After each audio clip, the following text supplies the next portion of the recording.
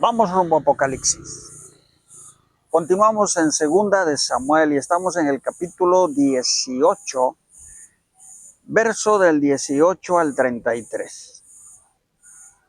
David había pedido a sus guerreros que, aunque Absalón merecía morir, no lo mataran, que tuvieran consideración con él, que le respetaran su vida.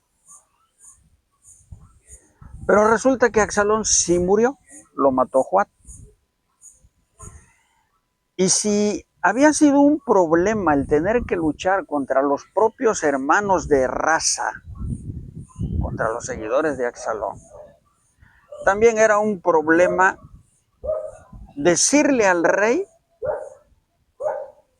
que a pesar de su orden, de sus indicaciones, de todas maneras, Absalón había muerto, lo habían matado. Entonces había dos opciones para hacerle llegar la noticia al rey.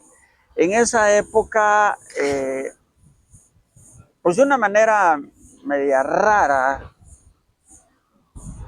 porque los que eran encargados de llevar las noticias no utilizaban un caballo para ir más rápido. Siempre utilizaban a una persona que era resistente y veloz, corriendo.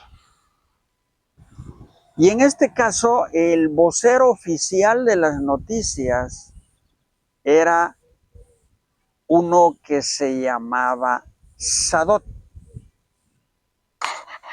Sadok ya se disponía a ir a llevar la noticia al rey, pero Joab, que era el general del ejército y además quien había matado a Absalón, le dice: no, espérate, en esta ocasión tú no vas a ir a dar la noticia.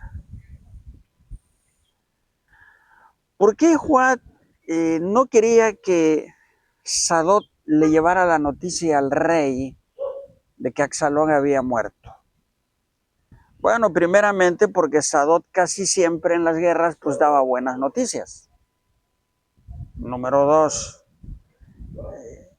como era el corredor oficial, Joab lo conocía muy bien. Sabía hasta dónde era capaz de llegar Sadok en cuanto a informes. Y número tres, pues precisamente quien había matado a Absalón había sido él, Joab. Entonces le dice: no, tú no vas a ir, va a ir este etíope que está ahí. Y Joab manda al etíope para que le dé la noticia al rey de que su hijo había muerto. Pero resulta que Sadok corrió más rápido que el etíope. Llegó primero a donde estaba el rey. Sin embargo, no se atrevió, a pesar de que llegó primero, no se atrevió a dar la noticia. Porque además, en esa época, los voceros, los enviados a dar las noticias, casi siempre recibían un beneficio, un regalo por llevar noticias, y más que casi siempre eran buenas.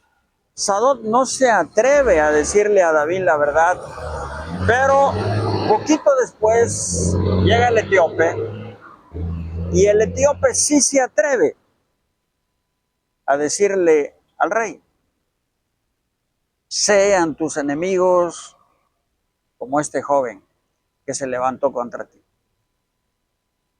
Eso nos da a entender de que el etíope no tenía mucha información o mucho conocimiento de que el muerto se trataba del hijo del rey. Por eso él llegó a lo que llegó. Qué bueno que ya murió, que ya lo mataron.